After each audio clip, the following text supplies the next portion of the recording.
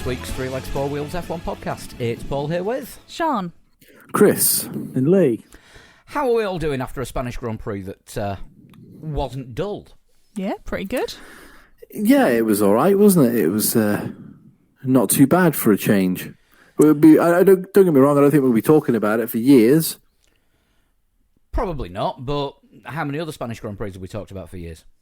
Just the one where Rosberg and Hamilton had that crash and Verstappen won his first race. So that's 5 years and counting. Yeah. I feel like I'm a reverse of last week because I couldn't understand why everyone was saying last week was a bad race, and I thought this weekend was like thoroughly boring. But barring a couple of moves. I think it's one of those, isn't it, where it's better than a normal Spanish Grand Prix, but a normal Spanish Grand Prix is quite dull. So over the course of a season, how well we'll be thinking about this one, I don't know. But yeah, it held my attention. Yeah, same here. Yeah, I didn't feel the imminent desire for a nap between laps 10 and 50. So I fought sleep. I did. I definitely nodded off at one point. Blame that on your tiredness then, because there was pretty much it was uncertain who was going to win that race right up until probably about 7 laps to go. See, as soon as the strategy sort of wound up where it was, I thought it was a foregone conclusion.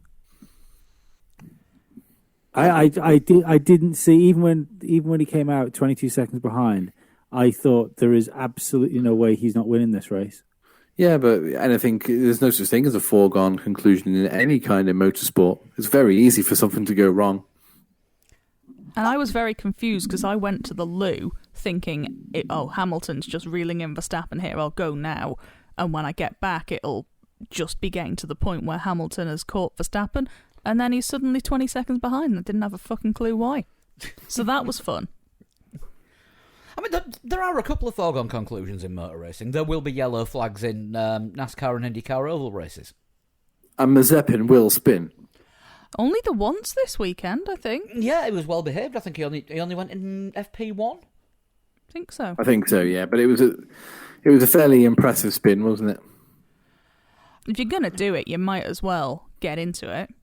Yeah, do it with style. I mean, it's one of you're in Spain, home of the bullfighters, and they have impressive spins when they're bullfighting. Good and elaborate, and yeah. Yeah, all he needed was a red and yellow cape, and he was sorted.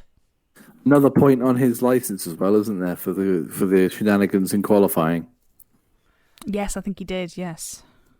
Yeah, he's not making friends on Saturday afternoons, is he? No, overtook a load of cars and then blocked a load. Wasn't ideal, was it? No. I mean, don't forget, he's still got a long way to go before he achieves the points in a weekend record. Which, all right, that was in F2, but it was our Lord and Saviour Mahiva Raghunathan with 9 in one race. Well, I think if there's any man that's up to the task, it might just be him. See, I think that there's been enough time now. There's been enough time passed to cast judgment without it being reactionary to other elements, and it's just not looking good, is it? From Mazepin, no, definitely not. And the worst thing is as well, like, because I was trying to work this out. Do you think that if you'd have stuck Lance Stroll in a car as bad as the Haas, he would have done as bad as Mazepin? No, I think he'd be ahead of Mick Schumacher.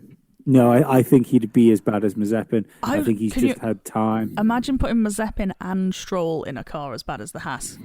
It's fucked together. Absolutely fucked. Yeah.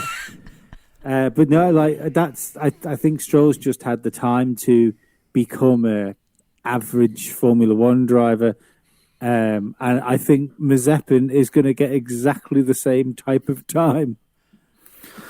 No, I don't think so. I do, because his family's going to buy the team. Yeah, I still don't think he'll be able to hold on to that seat so much. Even if his dad buys the team. I was going to say, who's buying the seat off him? Yeah, even if his dad buys the team, I don't think it guarantees him a seat. I think there'll be other pressures because he's nowhere. He doesn't even have the pedigree coming up from the junior formulas that Lance Stroll was able to say, well, I won a Formula 3 championship. Yeah, I think it's easy to forget how crashy Lance Stroll was when he started. Oh, no, he was very crashy. Yeah, up until Canada, he was shocking, wasn't he? Yeah. I do. I think they're very similar animals in that respect. Lance Stroll is just further forward. I don't think though it's that Mazepin's crashy. He's slow in a slow car.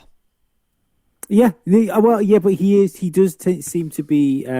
He's the slowest driver on the grid and the slowest car on the grid. I think he'll be dangerous if he's got a quicker car, or maybe not dangerous, but you think it'd be crashier? Maybe if he's around people, like Grosjean, when it seemed to be every start to every race, Grosjean was trying to at least kill a world champion. Sometimes two. on a good day with a real run up to it. I think it's just where he is. He's got nobody to crash with, so any crash he has, he's got to have on his own. I mean, that's a good theory for why he spins so much, I guess. Yeah, keep it interesting. Yeah, sorry, there was nobody else to take out. I'd finished blocking everyone and let them all past. Have we sort of naturally transitioned into talking about Haas here? They were, technically speaking, the worst team in the race. Yes. They also had the worst pit stop. Yes, Mick. Yes. So do we now... Well, hang on. They was it as bad as Giovinazzi's where they realised the tyre wasn't inflated? No one nearly got splattered during Giovinazzi's pit stop. And no, but he did sit there for 3 years before he was allowed to move. I think he could have got out the car, gone and raided Kimi Räikkönen's ice cream freezer, eaten an ice lolly, got back in the car, and they'd still have been doing up the nuts. Possibly. Yeah, but of course we now have the new name for the Haas driver that isn't Mazepin, Mick Crewtwatter. Oh no! Gonna get tweets about that one. I think we are talking about Haas for what they deserve. They were at the event. They were. You cannot deny they were there. Yep, they were definitely in Spain this weekend, and they put 2 cars out on track. Yeah, it's worth pointing out as well that Mazepin also got a 3-place penalty grid drop for that qualifying shenanigans, which dropped him from 20th to 20th. I mean, he's got more licence points than championship points. To be fair, I don't think he's alone there. In his career?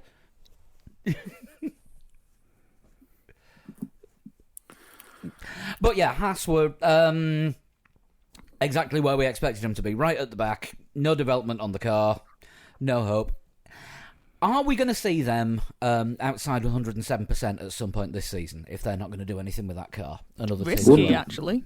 Yeah. I don't think so. I wouldn't be surprised on a faster circuit, like a Spa or a Monza. Yeah. So, I was thinking like a long circuit, maybe even Baku. Only because the rate of development won't be the same for the other teams as a normal year. But there'll be some development. Haas have said they're doing no development. How far away from it are they right now? How much would they have to drop? Oh, you're asking questions. Do maths quickly. Okay, let me do the maths. Everybody else carry on talking. Because the grid is even though they're well at the back and well at the back, they're still not like Marussia or Hispania. Not yet.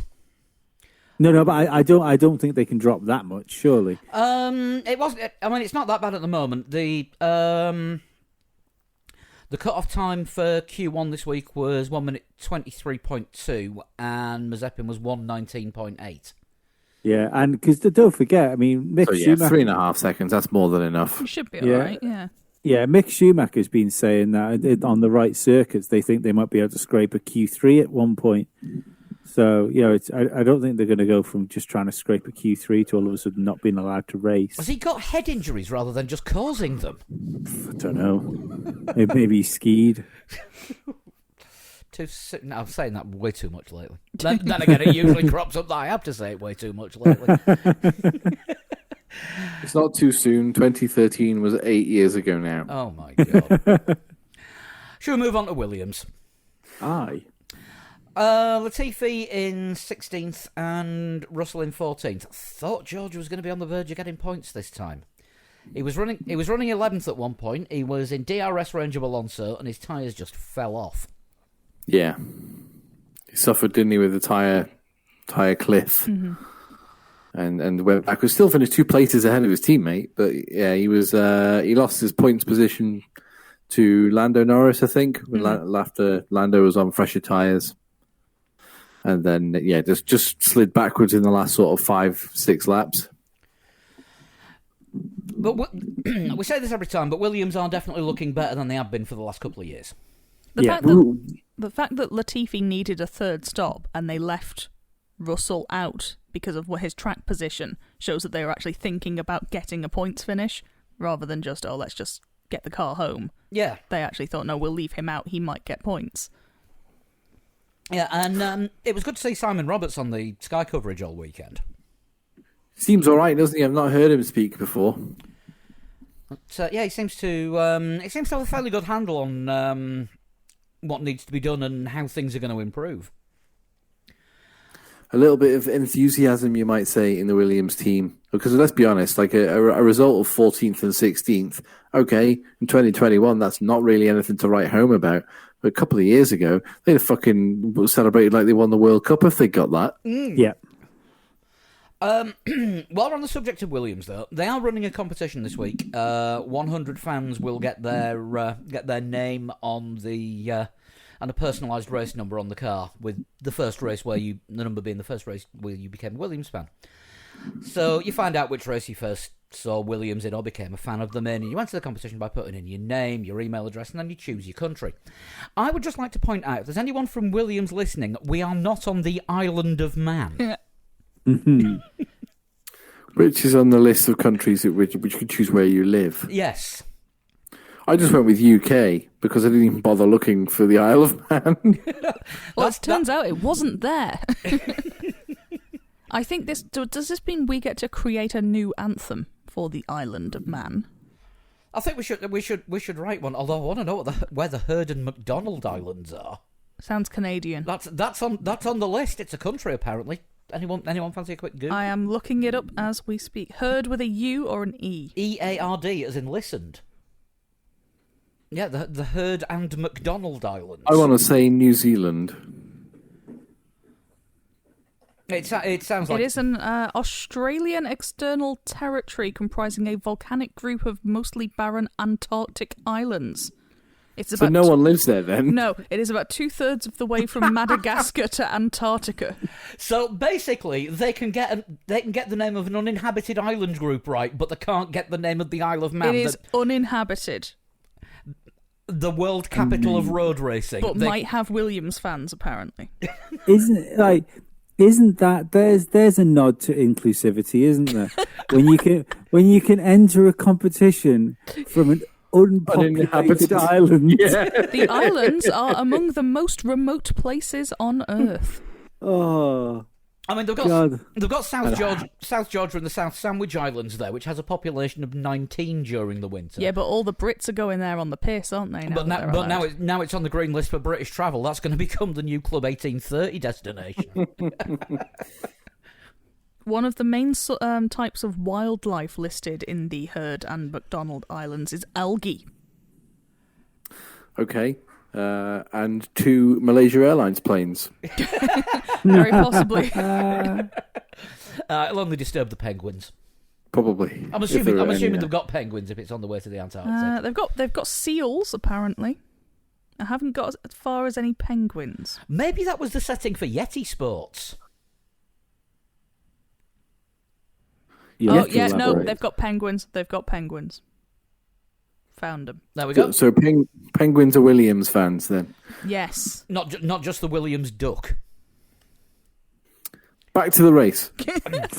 Not really much more to say about Williams. We talked about the Heard and McDonald Islands more than we've been able to say about Williams. The Williams have talked about the Heard and McDonald Islands more than they've talked about us. So about the Isle of Man, definitely.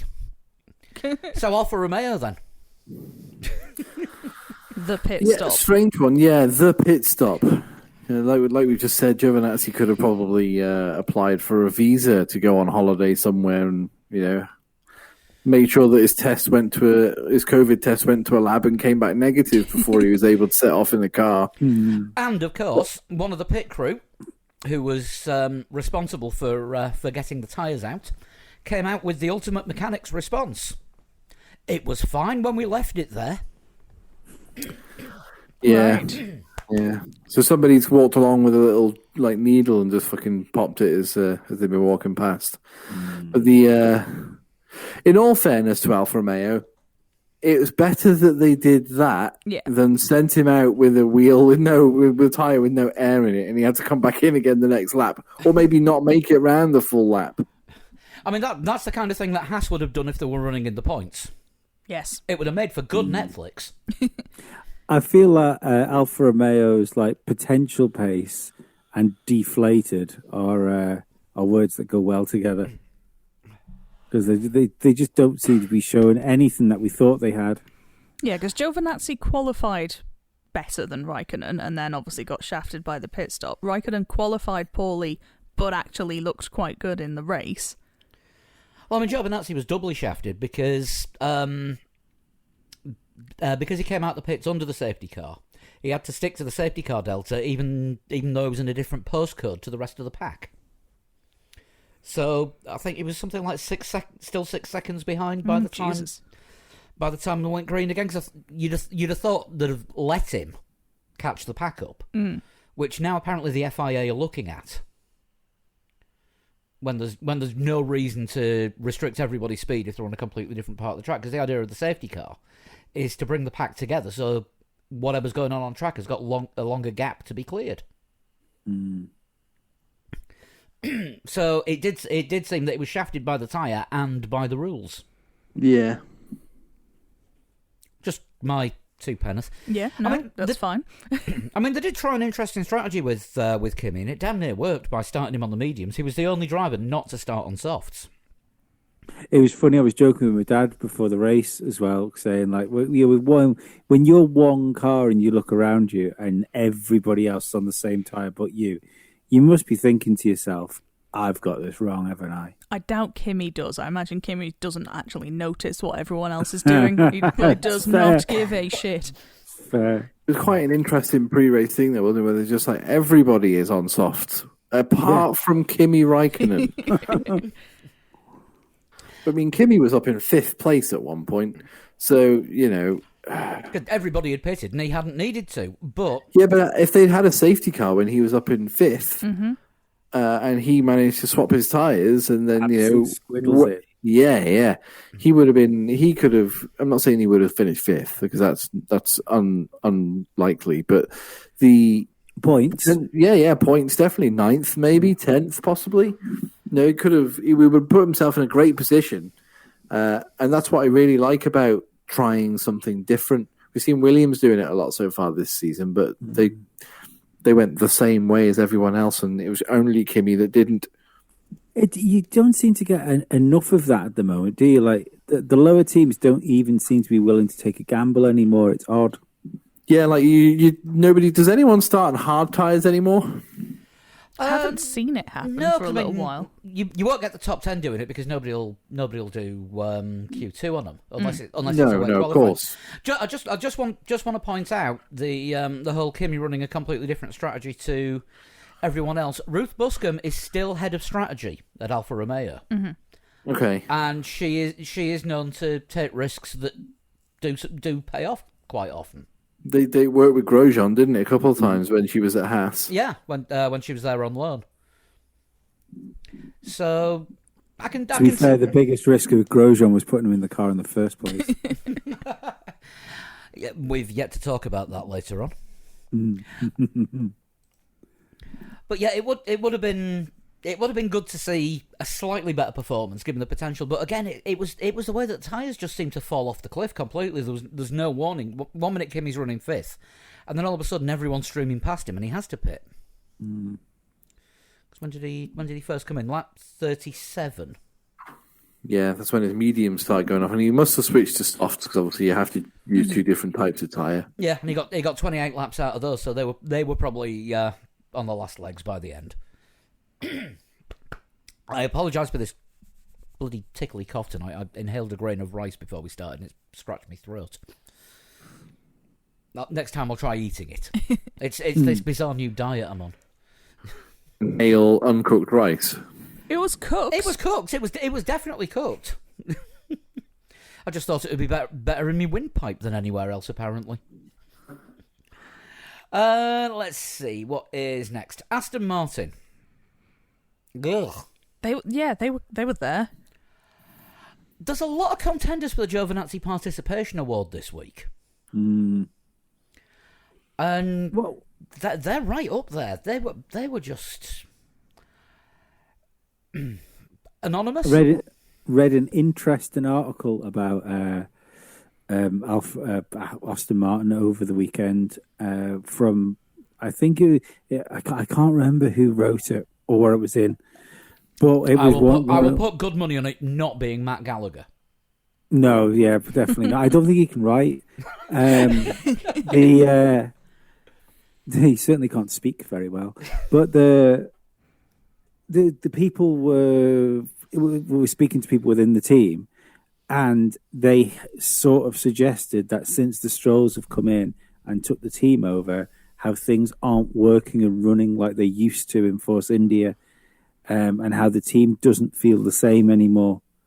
And I can't help think that when the Strolls got involved with Williams, that was obviously Williams probably had a managerial issue as well.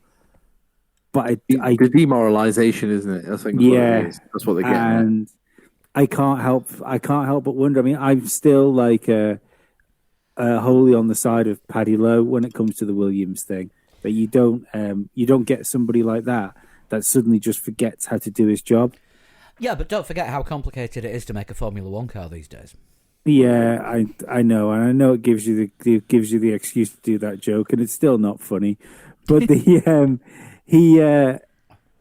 left for a reason, and there was managerial problems there. But you wonder whether one of the reasons there's problems like happened that made Paddy Lowe go is whether Stroll was wanting things that he couldn't have or getting involved. Because I think we talked about this last week. A little bit, yeah.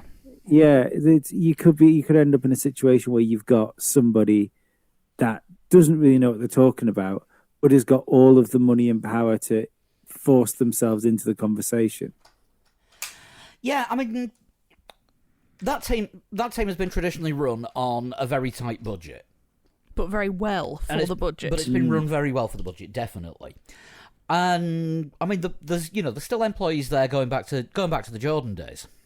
Yeah, and it's been a case of everyone's just sort of pitched in and done everything for the team. Now that the Strolls have taken over, it's just another division of Stroll Corp Inc. And you're not an employee, you're a number.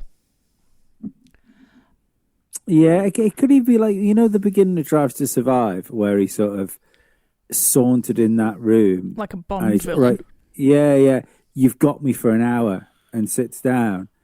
And you just think, well, let's be perfectly fucking honest about this. They've never had you before, so you're apart from the fact you're putting the money into this, which is all fine and dandy, but you were never an important part of the working of that team. Yeah, so I mean, to throw in a football analogy, it's like the chairman picking the team, which has happened at certain clubs which have gone to shit. Yeah. So I don't know. I'm worried about Aston Martin. I mean, Daddy Stroll is saying all the right things. We're in this for the long haul. We aim to build a championship-winning car. The question is, at what cost? Here's a question for you. Do you think? I wonder if Aston Martin would be in the same boat they're in now, because I don't believe it's just a rake issue.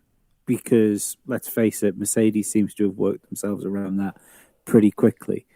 So would they have be in the same position they're in now if they hadn't cheaped out and took the Mercedes last year? I don't think they would, because I think that's part of what's been affected by the rule changes for this year, isn't it? I think they can't have those brakes that they've had to now develop their own brakes, which are a year less evolved than what everyone else has got. I mean, don't forget, Stroll said the rule changes were deliberately aimed at them. I mean, I don't see why. It seems stupid, doesn't it, to even suggest that? Yeah. I think they've been caught out because this wasn't. This was supposed to be the new year, like the new formula, and they'd got that car from Mercedes and thought, brilliant, we can focus on 2021 regulations, and they've been caught out because they've had to develop a 2022 car out of a car they didn't make in the first place. Yeah, I mean, I know what you mean. Effectively, what they're running is bits bolted onto a 2019 car. Yeah. That's the thing. A car that would have got them through last year is now another year older, and they've had to do more bits to it that they don't entirely understand because they didn't build it in the first place, and it just doesn't quite make sense, I think. Yeah, it seems to work in my head anyway. Yeah, maybe COVID did screw them over. Maybe Lawrence Stroll fixed it. They were the first ones to bring it into the paddock, weren't they? In the driver form, certainly. Oh, yeah, well, I was going to say it was McLaren that got it first. But then again, does that count if the race never happened? Yes and no. I don't know. Schrodinger's coronavirus. Great, another new variant. On to the driver performances. Vettel he's still 2020 Vettel. I don't think he's 2020 Vettel because he's not spinning. He's not racing anyone, that's why. I don't remember him doing anything wrong, but I don't really remember him doing much. It was fighting Alonso and Raikkonen for 15th at one point. Cool.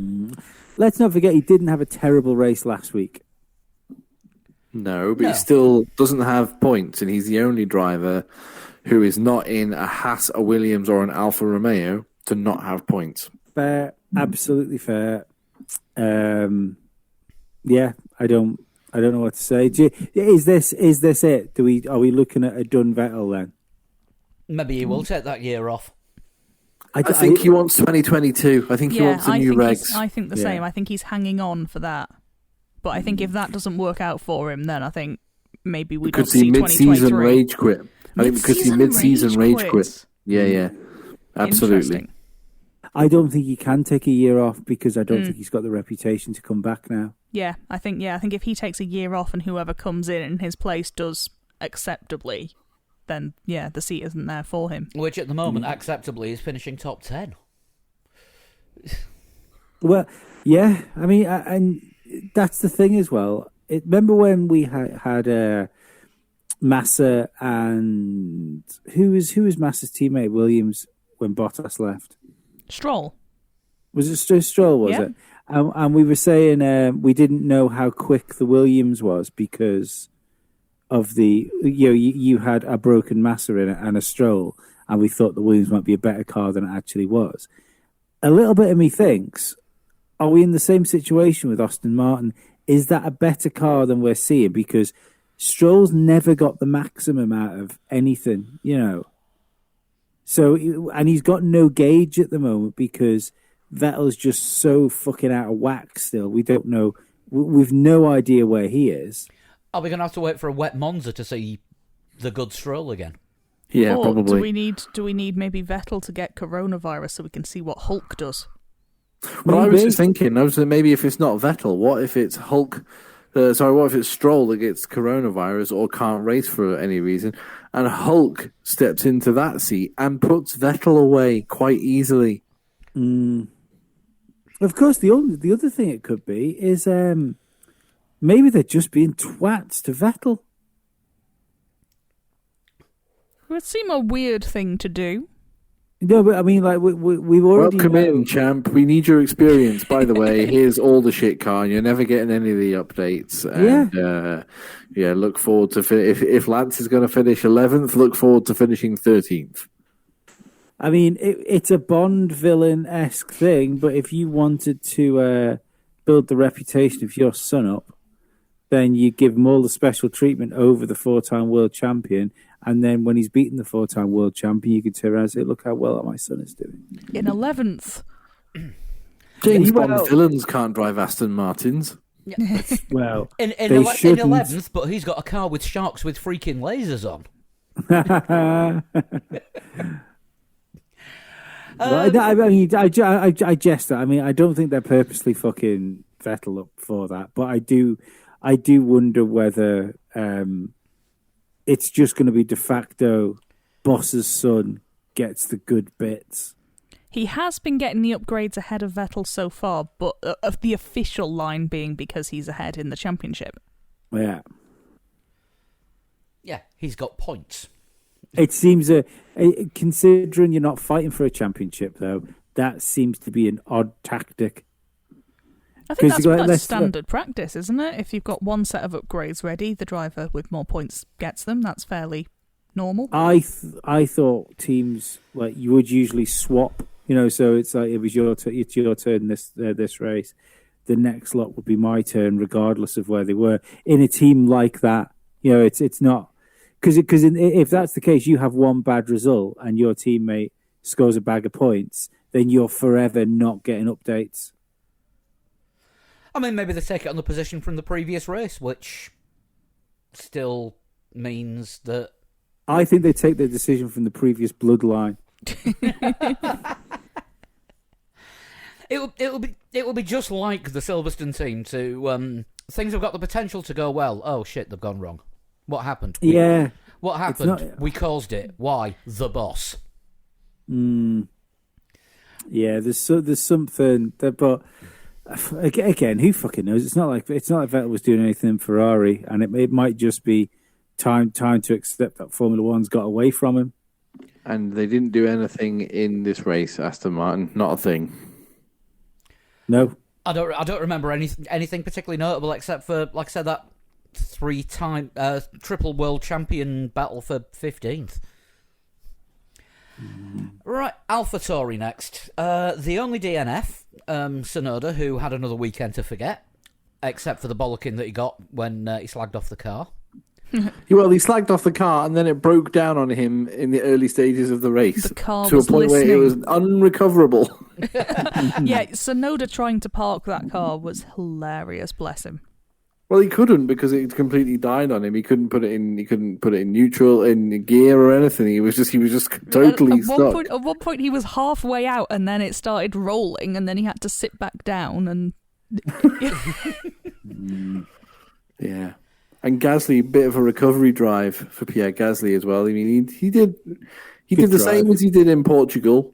He scored a point. Yeah, he was quite pissed off at himself because of the penalty that he got and the mistake he made on the grid. But yeah, he recovered well. Yeah, he was basically alongside. Well, at the start, he was in between the Aston Martins. He was basically alongside the lead Aston Martin as they started, and still finished ahead of both of them, even with a penalty. Mm-hmm. And his second pit stop was a nightmare as well, because it looked that was about a 7-second one. Was it? Yeah, because I vaguely remember this. Because they didn't have to do the penalty at the second pit stop, but for some reason it looked like that's what they were doing. Yeah. Neither of the right-hand side tyres went on during that on the first go. I think it took 3 goes for each wheel. So maybe he thought he was in line because the left side was in line and the right side of the car was just completely all over the place. No, I don't think that's an excuse. No. No, but best I can come up with. AlphaTauri definitely have it in them to be the 5th best team. Yeah. They need Tsunoda to start doing a bit more. Not really his fault that the car broke down. I think it was just a massive electrical failure, but he needs to start... He hadn't set the world alight all weekend, though, had he? He hadn't looked on it, no. I think he needs to start getting a little bit closer to Gasly, but... Yeah, the car looks reasonable. Yeah, maybe if he calms down a bit when he gets knocked out in Q1, or maybe tries I quite like sweary Tsunoda on the radio, though. I find him quite entertaining. I like that he's got a bit of passion. Mm-hmm. I don't, much more passionate in that car than the guy we were just talking about, Sebastian Vettel. Yeah, but it's not ideal when you start accusing your team of not giving you the same car as his teammate. But then it's not ideal for his car to cut out on him, like on lap 3 or whatever it was. No, that's true, bro. So he must have walked into that. If he speaks perfect English, and I don't know that he gets the juxtaposition of all the phrases correct, but if that were me, I would have walked into the back of the AlphaTauri garage and just gone case and point. I mean, apparently he got a real dressing down on Saturday after qualifying for it, and issued an apology for slagging off the car and the team and being generally disrespectful.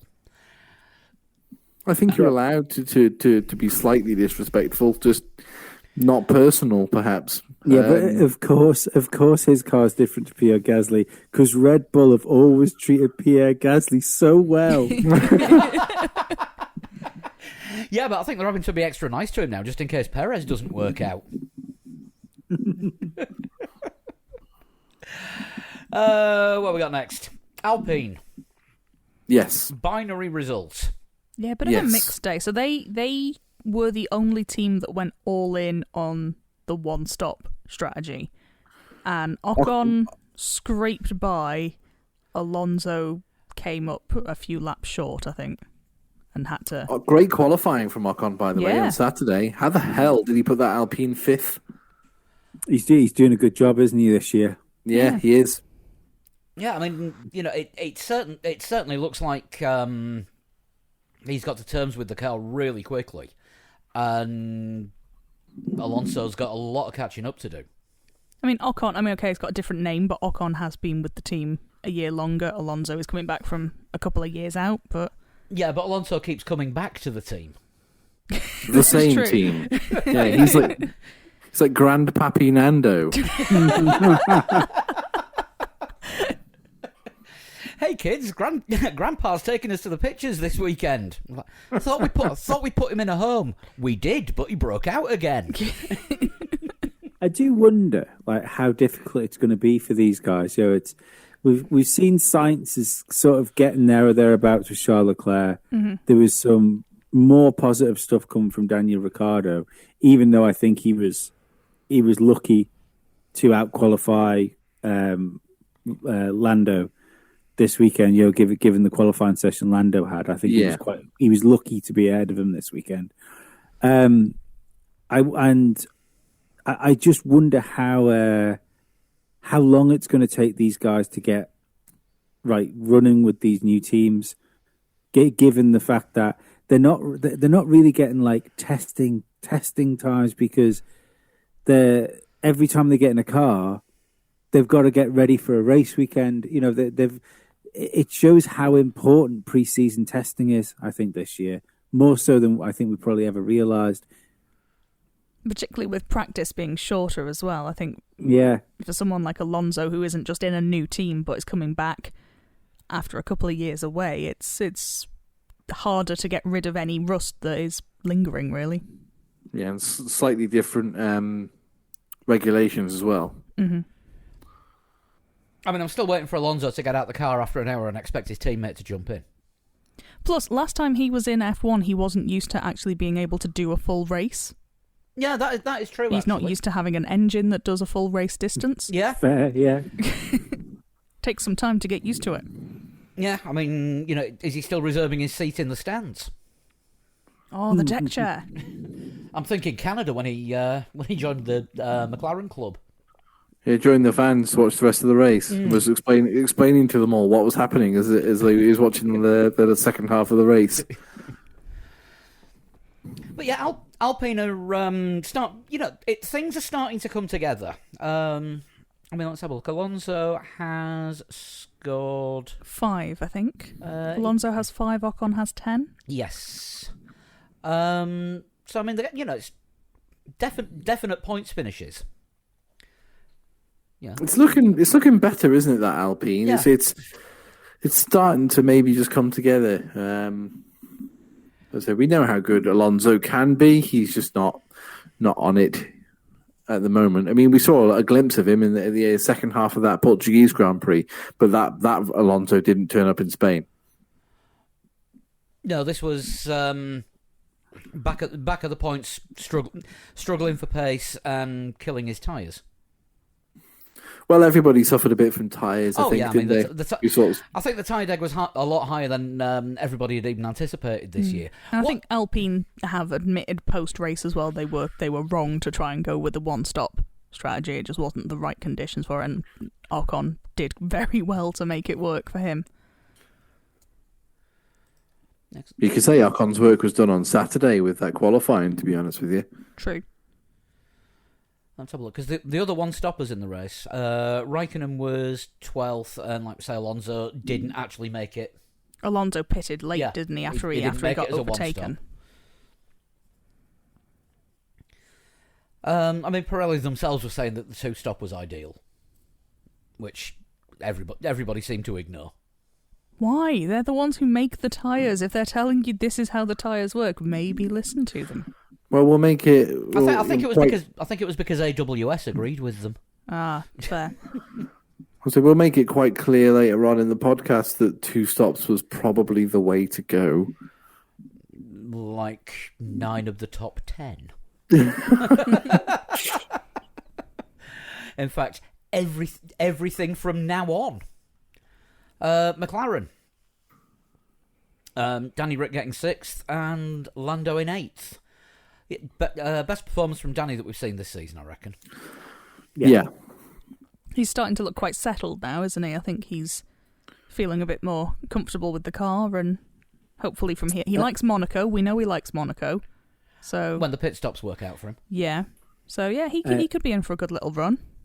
Oddly enough, it's obviously, apart from listening to this one with your sweet baby ears, it's one of my favourite Formula One podcasts is The Race, and they were talking about the F1 channel and the fact you can sit in with a driver and listen to their pit communication, through the whole race if you want. You can sit with one person and that radio comms. And Danny Rick is apparently still being driver coached to the point where they're explaining to him what brake pressure to apply per corner. Blimey. That is unfamiliarity with the car. Yeah. Yeah. His engineers right lap after lap after lap, talking him through the laps, trying to help him get used to the car. So it just made me realise just quite why Danny Ricciardo is so it's so not the Ricciardo we're used to seeing, and how far away he is from being the normal Daniel Ricciardo. It would be actually interesting, thinking of that now, it would be interesting to see whether it's a similar situation with Alonso, whether they're having to explain how these cars work to him on a regular basis. I can't imagine Alonso enjoying someone in his ear for a whole race. No, I can't. I think it would take a level of humility I'm not sure Nando possesses.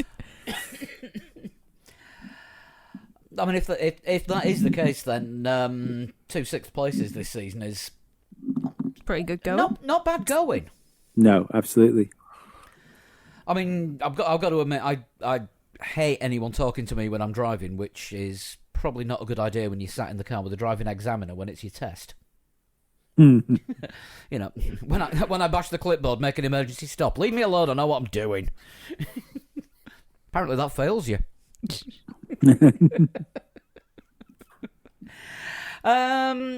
Lando, moving on to him. Struggled in qualifying and lost a set of tyres because of being blocked by Mazepin. Mm-hmm. Because he had to do a second run in Q1 when they thought ahead of time that the first run would have been enough, and that kind of compromised the rest of his qualifying, and he ended up 9th. He qualified. Yeah. Mm-hmm. Yeah. Even the cap doesn't like it. Yeah. That was dizzy for everyone's information, by the way. Not the best weekend for Lando, given that he was, up until the end of this race, 3rd in the championship, which I believe he's now been overtaken by Valtteri Bottas. Yeah, so there's always a chance you can get that back. Yeah. Yeah, there's only 6 points in it. I mean, one more if he Bottas race. Then again, when Bottas is finished, he's finished 3rd. I think Bottas is finished. To finish third, you must be Bottas. Yes, he's finishing third, yet is arguably in joint best car on the grid. We will get to that in a bit. Yeah. But yeah, still looking good for McLaren. Although I think they got outperformed by Ferrari this week. They did. Yeah, it would have been interesting to see whether Lando could have made the difference there. If Danny Rick isn't quite there yet, Lando had an iffy qualifying, and nobody really moved forward, did they? Charles Leclerc did very well. Yeah. But I mean, like past the start, like if you didn't absolutely nail your start, nobody really moved forward during the race. I think Kimi was probably about it. Yeah. So it was kind of like Lando's future was dictated on the Saturday and then finalised when he didn't make a particularly good start. So, yeah, I just wonder whether if you take the problems that Ricciardo's having, would Lando have made the difference where he could have been ahead of Charles Leclerc? He got overtaken by Sainz, though, didn't he? So, yeah, that's a fair point. Was that on the start though? No, it was about halfway through. I think it was quite a racy. Quite a way in. He got a black and white flag for it because he was weaving too much. No, that was Ricciardo. Norris. Norris got one. From moving too late. Yeah, Ricciardo didn't get one, but Lando did. Fair enough. Oh, I remember now. He got DRS down the straight, didn't he? Yeah. Yeah. No, I remember that. He moved over just as Sainz did it. It was a little bit of a late manoeuvre to defend, so the stewards decided black and white flag was a bit dangerous. So it wasn't on purpose, but you can't move that late in the braking zone, really. No, I mean, I think it was one of those ones which was just on the edge, wasn't it? Yeah, I mean, we all there was three of us watching it because Chris was round at ours this weekend. And we all said at the time, like, that's close. And it was no real surprise when it came out. Right. Just going back to nobody moving forward, Perez gained 3 places from his starting position. Yeah, well, Perez had a shit qualifying. And a dodgy shoulder. Yes. Yeah. Ferrari. Or the resurgent Ferrari, to give him the proper name, as everybody in the press keeps calling him. Really good race from Charles Leclerc, as I say. I mean, to be hassling Bottas and getting around him in turn 3. Good move. Only kept the space for, I think it was like 2 or 3 laps, wasn't it? Just after the safety car restart, I think Bottas got him back. Yeah. But then Leclerc held that 4th place right the way to the end of the race. Obviously, pit stops, all shaking out, and that way everybody shuffled back to the order. And Sainz did pretty well as well, as we just said. He passing his old teammate. He probably would have enjoyed that a bit. And all right, okay, it's not quite up there, if you will. He's 7th, but Ferrari would have snapped your hand off if you'd offered them a 4th and a 7th last year. Yeah. Yeah. Interesting thing about Leclerc is he's getting what you can only call sequential results: 6th, 4th, 6th, 4th. Maybe worth a couple of quid for 6th in Monaco. Does he not do shit in Monaco? I want to say he gets a little bit overwhelmed in Monaco. He started at the back, didn't he, in his first Ferrari year, I want to say. And he tried to overtake... Is this his 3rd year in Ferrari? I think so. Yeah. So it must have been 2019 Monaco. He started near the back and was determined to do the Bianchi thing of making his way forward to get some points, and just crashed. I mean, I remember watching that race and we were all saying he's trying too hard. It's not going to work, and it didn't. While we're sort of saying about people that do good and bad at Monaco, I know we're not really doing a Monaco preview until next week, but it's just a couple of weeks, isn't it? It's next week's the preview. Yeah. Oh, okay. But just for funsies, I think Max Verstappen will essentially lose the World Championship at Monaco. Interesting. Right. Because he's never been particularly good around Monaco. Hamilton is brilliant, and I think Verstappen is either going to stuff it completely or just have a bad weekend. And at that point, where those cars are, I think that'll be the turning point we look back on, where he's now all of a sudden 14 points behind from out of nowhere, it would appear. And I think he loses the championship in Monaco. He nearly won the race, didn't he? He was hassling Hamilton in 2018. Yes, but he had a penalty because he'd carved Bottas up in the pit lane. Yeah. There was one year when he was miles ahead of Ricciardo in practice and then stuffed it into a wall in Q3, or it might have actually been in might have been in quali, might have been in last practice. I can't remember, but he ended up qualifying badly. The car. Yeah, so I think he's almost too quick for Monaco. Yeah, because there's something. Because the one race that he did in Toro Rosso, he tried to kill Grosjean and stuck it in a wall. That would be Grosjean's take on it, yes. But yeah, I think we know Verstappen likes to run over the curbs and be a bit loose with track limits, and there's none of that in Monaco. It just doesn't sort of suit that bit of his driving. No. We'll do. We will look at. We will preview Monaco in greater depth, because don't forget this weekend it's We Off Ekfa, if you write it Ferrari style. Yes. Yeah, week off. Yes. Staying on Red Bull. Now we've had a lot of people getting in touch about what could Red Bull have done for Max to have won, and I think the answer's nothing. No. I just don't think they had the race car. No, I don't think they did. Well, Christian Horner said exactly the same, didn't he? To say we were sitting ducks as soon as Mercedes made that second pit stop. There was nothing we could have done. If we pitted, Lewis would have been ahead. If we waited, Lewis was going to pass us. So, they had a faster car with more grip, and we just had to sit there. Yeah, I think the only thing that I think they could have done is obviously left him out as they did and hoped for a safety car, shuffling things up a little bit, but didn't happen. Yeah, I mean, Max only had that one set of new softs left. Mm-hmm. So when Mercedes pitted Hamilton, albeit for a set of used mediums, but there still had quite a lot of life in them, as we saw. By the end of the race, those soft tyres would have been completely destroyed. So I think there was something like 22 laps to go. Yeah, and that was right on the cusp of the tyres dying. And by the time they'd got into a window where they could have got the maximum out of the softs, the gap just wasn't there. It was it was good. It was good to watch, but it was especially the inevitability of Lewis being the hunter rather than the hunted. Yeah, the 22 laps, 22 seconds. I remember saying, because as I say, around at yours watching it, I turned around and said, 22 seconds, 22 laps. That's a second a lap. That's still quite the tall order. And yeah, he passed Verstappen with 6 laps to go. Yeah,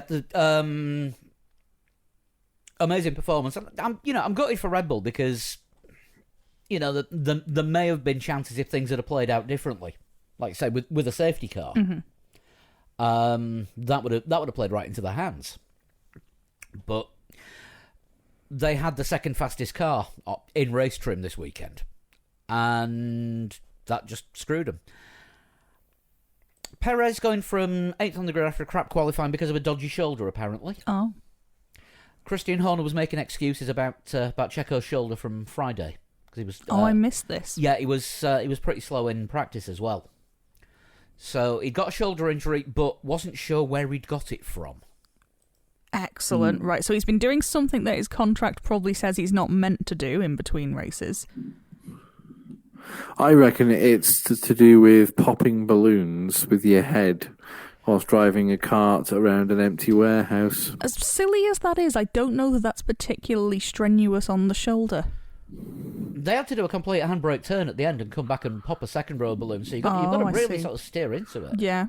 Okay. I think that's what it was. Potentially. You don't have power steering in a cart, do you? That's true. You do know when you've been in a cart. Well, yeah, you don't really need it, but... But I mean, it turned into a recovery drive for Checo, really. He did okay. Did all right. Yeah, it looks like he's definitely getting to terms with that car now after the occasional iffy performance. So if we talk about, sorry, go on, Lee. He was still too far away to make any difference, though, wasn't he? Max Verstappen was still fighting two Mercedes. Well, yes and no, because there's no way that Mercedes could have shadowed, not that they probably would have wanted to anyway, but they couldn't have shadowed Verstappen's pit stop, and Red Bull pitted Max when they did, because had Lewis Hamilton then pitted, he probably would have come out behind Sergio Perez. So Perez was within the pit stop window for that first stop, but they left Hamilton out an extra few laps until they pitted Perez as well, and then Hamilton pitted to then, I think he was like 5 or 6 seconds behind Verstappen, which obviously was eaten up quite quickly after that first round of stops. But it was he never felt like he was making any impact. If we're saying Bottas didn't really make any impact in third, Perez definitely didn't. I mean, the thing with Perez was, though, just going from his start position, he got stuck in the train because Lewis and Max disappeared at the start. Shouldn't have been there, though, should he? He should have started further up. Yeah, he should have started further up. But if this shoulder injury, like I say, it had at least 24 hours worth of pre-excuses before qualifying. If this was a thing, then that screwed his entire weekend up. If it's an excuse, they'll run out of excuses pretty quickly. Yeah, definitely. I just expected. I mean, I still stand by that. Perez has got more to gain because Bottas is essentially performing to the level of Bottas. But Perez should have a little bit more in the tank at some point. I'm going to pull you up on this one, Lee, because you're saying all the new drivers are struggling with... all the new to a team drivers are struggling with the cars. Perez is the one that's highest in the standings. He's got the best car of all the new drivers as well. And he finished higher than anybody else in a new car. But this is the thing, though, and it's... and I know I know what you're saying, and I think it is right, the fact it's been harder for these teams the drivers to jump over, but it doesn't alter the fact. I mean, be it Perez's fault or not, it doesn't alter the fact that that Red Bull have another number 2 driver that doesn't seem to be able to come to terms with the car, and another number 2 driver that's leaving Max Verstappen to do all the heavy lifting. Regardless of why, it kind of doesn't matter. But especially in a season like this, where we thought they had a car which was on par with Mercedes, which is kind of looking like it's slipping away, but still a car to challenge. But if they're going to challenge, they need to be there with strategy, and they need to have 2 cars there. But I don't know how they do it right now. If he doesn't get on terms with, not even on terms with Bottas, if he doesn't get more on terms with Verstappen, so he's closer to the Verstappen-Hamilton battle, there is no way Red Bull can win this World Championship. Either of the championships.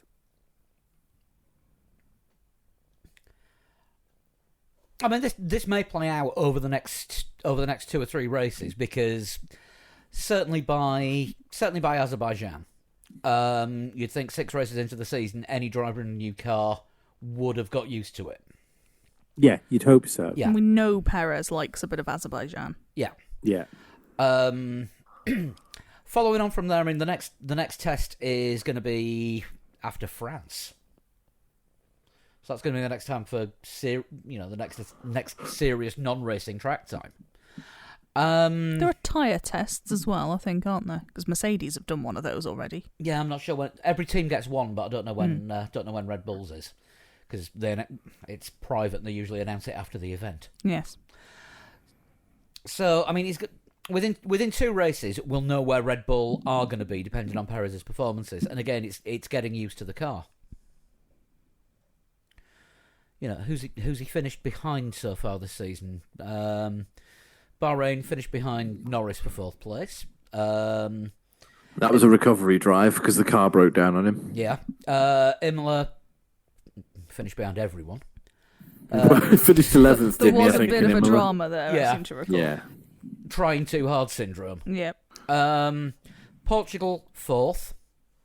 And Spain beaten by Leclerc to be outside the top 3. So, Well, 4. sorry.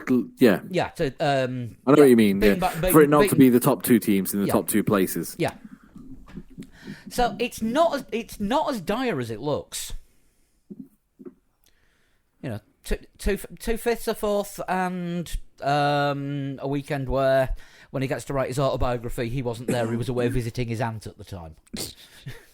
Yeah, I do. Again, Who definitely didn't have COVID. Do we think? Can we look at the like positions as like what we should be looking at? We need to start looking at the distance from teammates? Surely.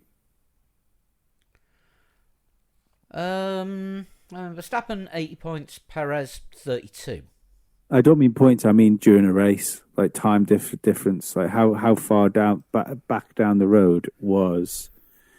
He wasn't Perez lapped, from was he? Verstappen. I think, was he the last of the drivers that wasn't No, lapped? Sainz was the last Sainz one was the not to last be one lapped. that wasn't.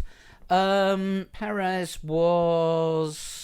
So finishing on the lead lap is a lot better than where Alex Albon was last year. Absolutely, yeah, Yeah. absolutely. But it's still not enough to help win a world championship. Yeah, That's what I'm trying to say. 48 seconds behind, but only 9 seconds behind 4th place.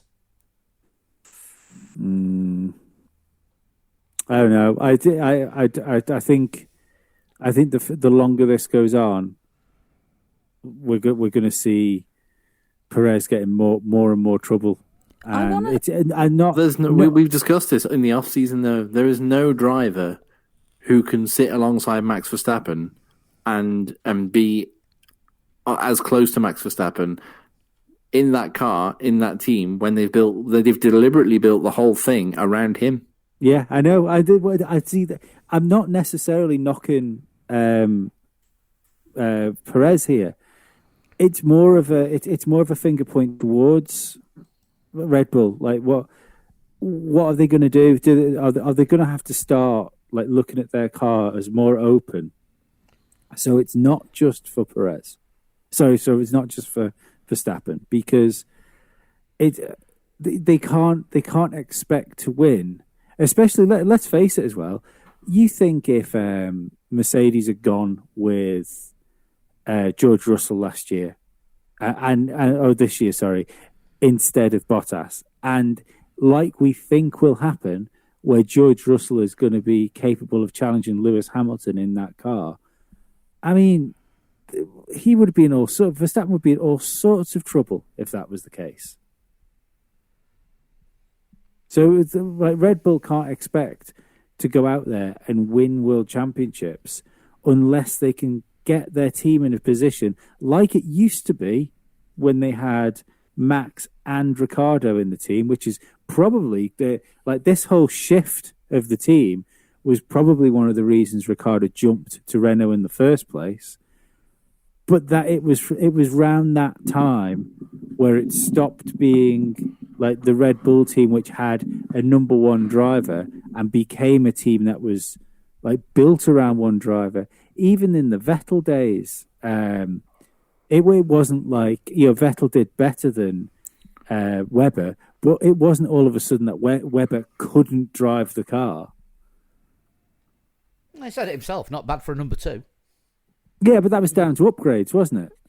That was down to what upgrades that they were given. Not like there's a fundamental difficulty for him to drive the car, because the guy that they're actually designing the car has got such a unique driving style that it just sabotages their teammate by default. Yeah, it's the Verstappen team essentially, isn't it? Rather than Red Bull.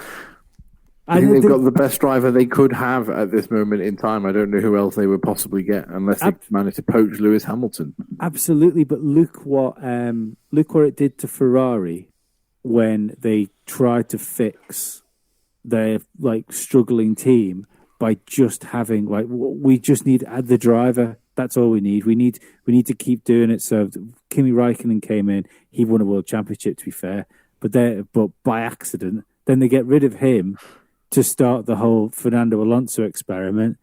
Fernando goes, then it's Vettel's turn to try and save Ferrari, and Vettel can't save Ferrari. And now they seem to have hit this thing where they've actually got a balanced team between Carlos and Leclerc, and it's probably going to do them well in the end. That pairing. Are you praising Leclerc? I'm saying that it's going to do them well. It's going to do them well, treating both of them equally. But it doesn't matter what they do. Not cheating helps as well. Not cheating helps. I mean, let's face it, they're doing very well this year. It's early in the season. We can't rule it out. Let's be honest. Yeah, fair enough. But that's what I'm trying to say. What do you win? You can't win a constructors if you've got a car where fundamentally your number 2 driver can't do anything in it. So that's your constructors out, and you probably can't win a World Drivers' Championship because your lead driver is always going to be fighting at least 2 people. Unless it's Ferrari during the Schumacher era, when you've got the best car and you will screw over your second driver. The other thing is, but it's not though, is it? That would be 1-2s Mercedes in that position at the moment. Yeah, and look at the amount of 1-2s Ferrari used to have. And look at how many of that number should have been the other way around. The one thing which could play into Red Bull's hands later in the season, Bottas tends to go off the boil a bit mid-season. So, this is peak Bottas right now, whereas Perez goes the other way. He can be a bit of a slow starter and then gets going sort of mid-season. Plot twist, I don't think Bottas will be in the car at the end of the season. Ooh, controversial. Now it's been officially denied, so it's probably going to happen. It's definitely happening. Mm-hmm. I think we just found this week's podcast title. But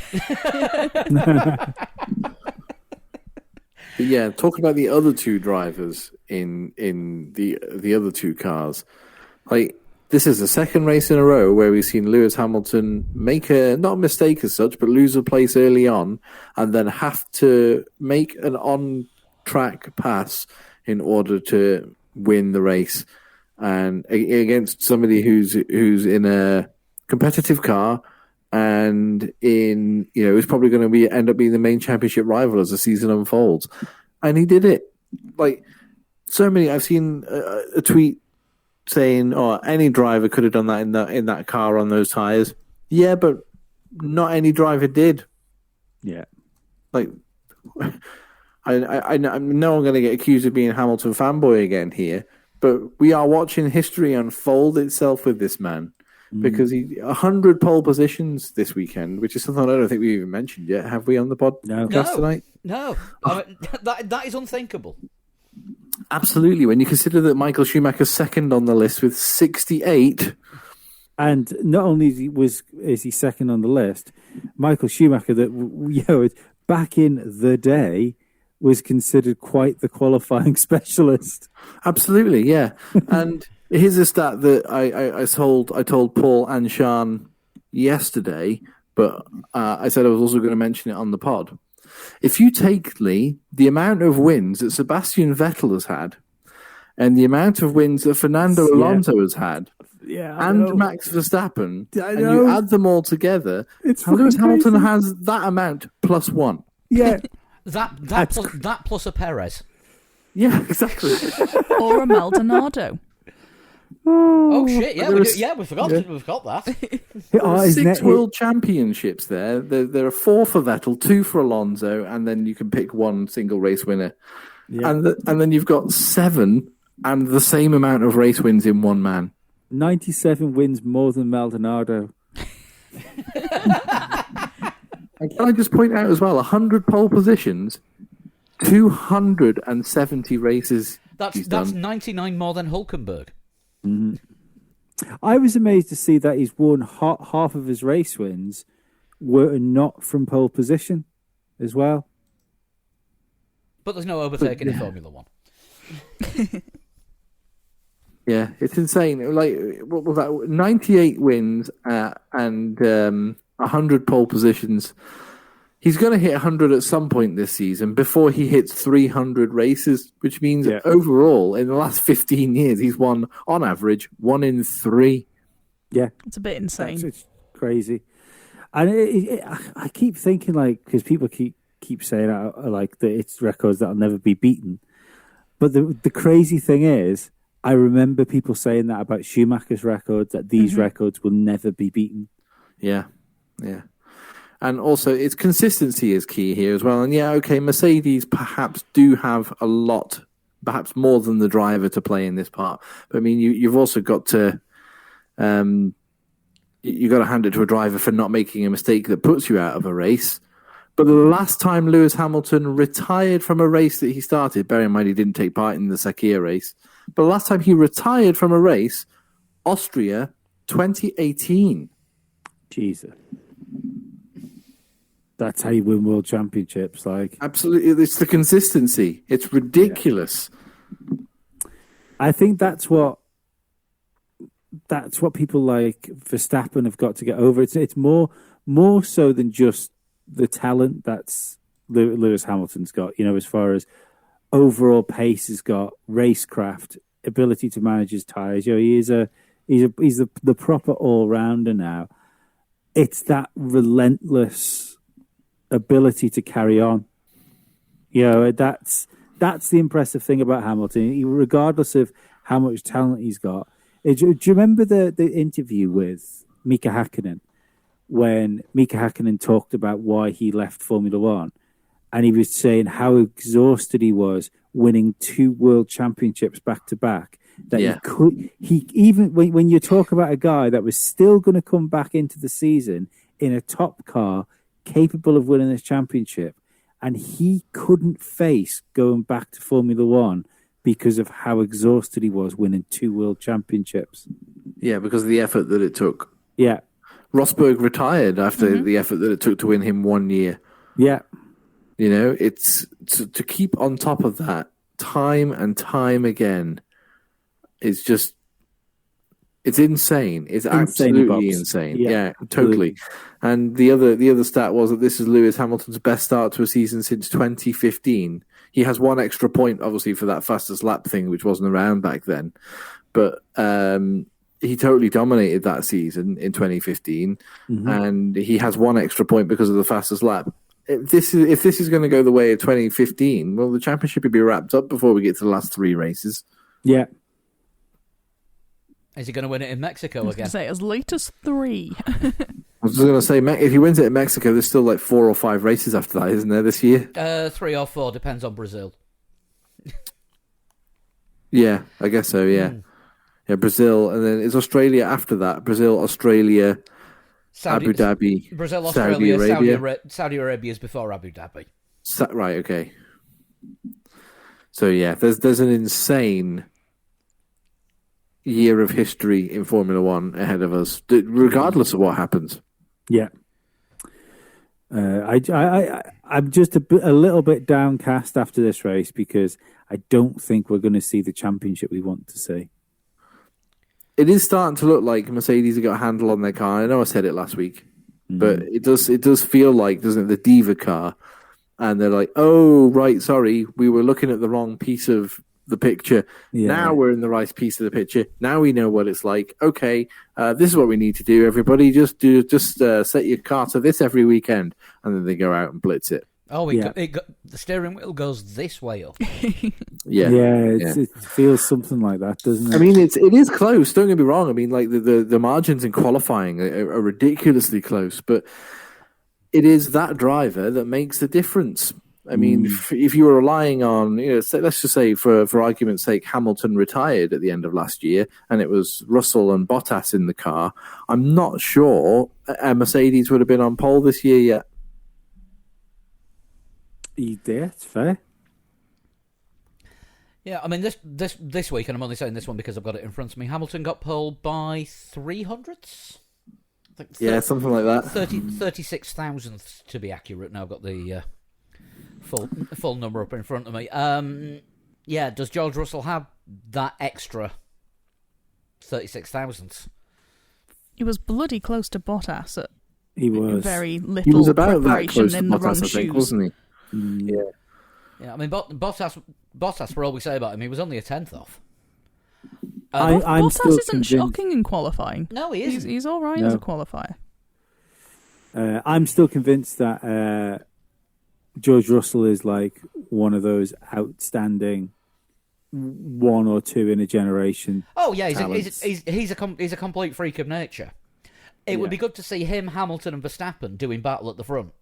I'm still convinced that they're going to replace Bottas with George Russell next year, and much in the way that Fernando Alonso took Schumacher out. I think George Russell is the one that's going to take Lewis Hamilton out. I mean, we saw this weekend, didn't we, with Bottas when he was given team orders. Didn't really seem too keen on it, and I think if we're thinking that Bottas is there because he's compliant and doesn't get in Hamilton's way, we kind of just see that actually that doesn't happen.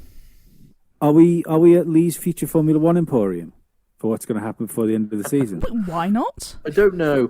Possibly. I mean, when we heard the radio messages, what we didn't hear was, Valtteri's response. Valtteri might have said, "I'll let him through at the inside of that hairpin." I don't know. But I feel like we saw anything. Valtteri's response. No, but we didn't hear it. That's what I mean. No, Valtteri didn't response. say anything on the radio. That's why we didn't hear a response. Because there it wasn't didn't one. exist. Excellent. Yeah. Yeah, They, and I mean, it did, and it did look like Hamilton actually had to put a move on Bottas because Bottas was kind of turned in on him a bit. He did turn in on him, and and do you know what it reminded me of? It reminded me of Massa. Remember when Massa turned around and said, "I'm racing for myself now"? Yeah, Yeah. It reminded me of that because Bottas. Let's not forget here, right? He's obviously not the fucking match of Lewis Hamilton. If you're a Bottas fan and you're out there and you still think next hello, year's... Santeri. Yeah, but if you genuinely think... and one more, Nick Skelser's mum. Oh, Right. great. Mother's favourite, Valtteri Bottas. If you're one of those people that's watching the code, no, next year's the year. Next year he'll show him. Bottas 3.8.6. He'll show him. It's not happening. It's Bottas really, XP. Yeah, it's really not happening at all. I've even lost my fucking point now. I'm that angry. but what I think's going to happen is Bottas fucked himself essentially because his only job was to play wingman this year, and he didn't do it. I think George Russell is smart enough that if he's given the call round about mid-season, depending on how things go over the next few races, if he's given the call over the summer break and there's a swapsy thing, because that's how I think it'll work, I think Bottas will find himself in a Williams. He's smart enough to know, well, I can't win the World Championship this year, but next year I want like equal footing with Lewis, within the team, equal opportunities. Yeah. And by the way, you guys can't hear this, but that cat is bloody loud. On the microphone that goes into the podcast mix rather than the microphone that goes into our call mix, Yes. Dizzy will be audible. Yeah, I cannot hear that, so I'm lucky, I guess. yeah, but I think they bring George in before the end of the year because the longer this season goes on for Bottas, the more questions he's going to be asked about his future, and he's just going to crumble like a fucking sandcastle with the sea coming in on him. No, it's finished. Surely it'd be a snowman in a blizzard. If you want, or a snowman on a summer's day, whichever analogy we want to use, There is a they photo are all of- acceptable. There is a photo of Bottas with a snowman from when they had snow at testing a couple of years ago. Just saying. Although, did I mention that? Did I mention that other stat on that was pre-pod, wasn't it? The Bottas has been with the most dominant team since 2017 and has managed 9 wins. In the last season, Lewis Hamilton didn't win the World Championship, which was the year before that, 2016. He managed 10 wins in that year alone. It's not good. That's pathetic, isn't it? If we're honest, like, genuinely pathetic. It's not, you know, I can, if I think back and I go back through, like, I hate to say it because it's not right, but at the same time, it's how it goes. Bottas is the number 2 driver. Okay. Yeah. Bottas is the number 2 driver at Mercedes, and he's won a handful of races over the last few years that he's been there. And then I think back, obviously, Massa would have won a few. Webber won a few with Vettel, obviously, at Red Bull. Massa won a few with, at Ferrari, and then became their kind of number 1 driver. Barrichello won a few as well with Ferrari. Then you go back a bit further. Riccardo Patrese had the longest non-winning streak up until Kimi Räikkönen broke that record. And even when he was put in the dominant Williams with Nigel Mansell as his teammate, he still won races. I've sussed it.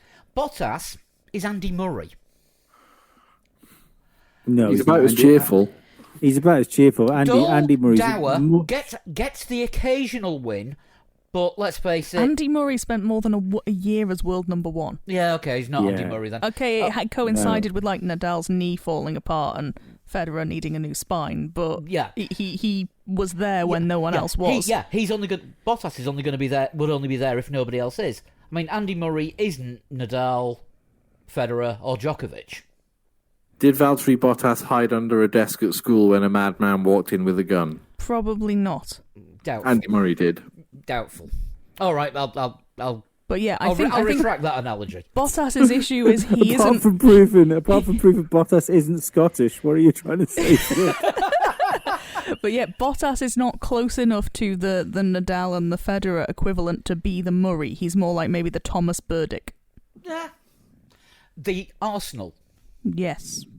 Yeah, that'll do. Bottas is Arsenal. Okay. Right, rock stars and wankers. Hard to pick any wankers, really. Rockstar, whoever came up with the idea of the pit wall to FIA radio. Yes, we like that. Yeah, that was cool. James Vowles and his strategy team at Mercedes. I've seen in a couple of articles as well as that shit's there to stay. Good. Yeah, that's good. I quite like it. Yeah, I enjoy that. Because eventually I think what we'll get is conflicting messages from different teams. Yes. So you might get Fred Vasseur and Gunter Steiner like totally conflicting messages to the FIA. I would like to see that fight. I think that would be very entertaining. Yeah, and the Mercedes just totally went against the grain with their what the one-stop thing was going to work, and everybody else kind of copied them after Lewis made that second stop. So the strategy team at Mercedes, absolutely rock stars. Guy who spotted that Giovinazzi's tyre was punctured. Rockstar. Because he avoided the wanker situation of sending car out with a non-functioning tyre. Yeah. Wankers, Haas, just Haas. Zeppin for an extra penalty point for doing what he did in qualifying. Again, it's not the first time he's done it either. Yeah, seems fair. Yeah, Schumacher for nearly running over the Jack guy. Yeah. I mean, there are accidents and there is stupidity. I guess Mick Schumacher's thing was more of an accident, but he goes on the wanker list for that. Gasly for not lining up in his pit box properly. Yeah. And the Giovinazzi Participation Award. I think it's Aston Martin for me, just as a whole entity. Yeah, Sebastian Vettel. I'm going to stick a probably slightly controversial one in there and say Red Bull for giving us false hope of this championship. Is that for the season, not just for this race in particular? For the season. I was going to say, you could do that one in the season review. Yeah, it's the false hope because it's only one race. I said but I can see it. I can see the fucking writing on the wall. I turned around to my dad when we were sat waiting for the race to start. I like, given the races we've had up to this point, I turned around to him and said, like, he said, we could be like 10 races time talking about it, the way Hamilton and Verstappen have looked. And don't be wrong, we still could end up doing this. And like I might be completely wrong. But I was saying to you, we could, like, in 10 races time, be having the conversation of, is this one of the best seasons of Formula One of all time? You know, one of the great titanic battles for a world championship. But I just don't think Red Bull are going to be able to give Max Verstappen the machinery to keep it going. It is a worry. It all depends on when they stop the development on this car and then concentrate fully on next year's.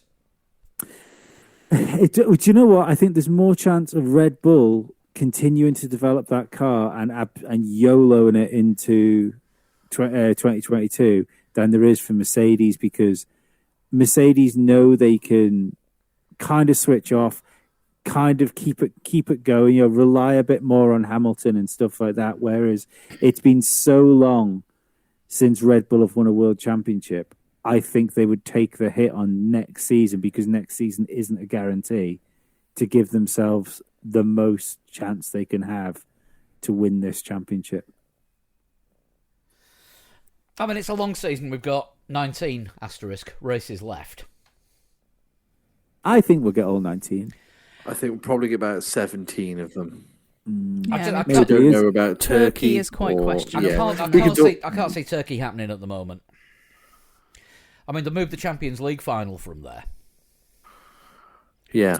Did we have a race in Turkey last year? Yes. Yeah. I think when you consider that we were at the peak of the madness last year. Turkey is in a very different position now to when F1 went there last year. Turkey is not quite as bad as India, but not far off. But not far. But the only difference I would say Formula One has is, don't forget, Formula One has the option of landing everybody going into the circuit and shutting the doors. True. Whereas football doesn't really have... It doesn't exist in a compound. You can't arrive at the stadium and say, "Right, lads, get your tents set up." So I think that's why Formula One are going to be okay, because if we go to places which maybe are in a slightly worse position, it's just going to be a case of like just batten down and we stay here. It was funny enough. It was Bottas, wasn't it? The other day was showing people around his big motorhome, because over last year he invested in his own like massive tour bus. I have not seen the Bottas bus. Yeah, the Bottas bus is a thing of beauty. I'd live in it. I mean, I guess he probably wouldn't welcome you, though. He probably wouldn't be too keen on that. I guess the thing with Turkey, it all depends on the British, Italian, and French governments. Yeah. That's going to be the issue, whether they're going to insist on quarantining even if you've been in a bubble. I think the difference we've got this time as well is vaccines, isn't it? Yeah, and the rest of the world is very far behind the UK. No, but if you're sending a load of people into a country that are vaccinated, then there should be less issues than there are unvaccinated. I see what you mean. Yeah, in that respect. Yeah. For the paddock, I think there wouldn't be too much of an issue. Yeah. I mean, at the moment it's going ahead, but F1 say they're sort of monitoring the situation constantly. We're still another month off, and as we know, a lot can happen in a month at the moment. Fucking right. Yeah, it's crazy, isn't it? And in other news, can't believe I'm going to say this. Romain Grosjean, anyone? Yeah. Yes. Yeah. Hey, he could be the replacement for Bottas for the rest of the season if they can't get George Russell out of his Mercedes contract. That would be beautiful. Chris, what happens? You came up with this scenario when they announced it, and it's like, yeah, this would be perfect. Yeah, it is a 2019 car that he's going to be driving with a 2021 livery on it. What if he throws that car round because he's doing a parade thing, is he? I think it's on the Sunday just before the race. Parade lap Sunday morning, and then a test session on the Monday. On the Monday, yeah. So what if he gets told towards the end of that test session, all right, Romain, have a little bit of fun with the car, just to show us what you can do. He smashes the lap record by a few seconds, and the data shows that the car is on the ragged edge. And he comes back into the garage and goes, wow, that car, I've never driven anything like that. That's amazing. It's so easy to drive. They have to sign him. They can't ignore that kind of performance. I'd love it. I don't think it's going to happen. Well, he's famed for his feedback, isn't he? He's famed for being really good at feedback. That's why Haas held on to him for so long. Yeah. Because they felt that he really developed the car. To the point where they were scoring points quite consistently a few years ago. That was all down to Romain Grosjean. But well, it certainly wasn't down to Esteban Gutierrez. Jesus. No. But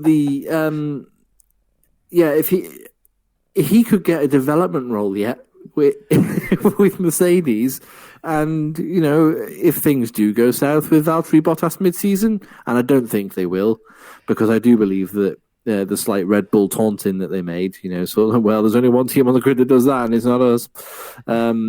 I think Romain Grosjean could. I'm not saying he will. I'm saying he could find himself in the frame. I would love it to happen. I'm gonna say I think there is very little chance of it, but it'd be fucking great if it did. I think we've got more chance of him having an accident on the parade lap on the Sunday, haven't we? Let's be honest. It would be so fitting. Just stuff a car into a wall, blame it on Ericsson. He's not even in the same country. How the hell did you get oversteer on that straight? And how many front wings have we got left?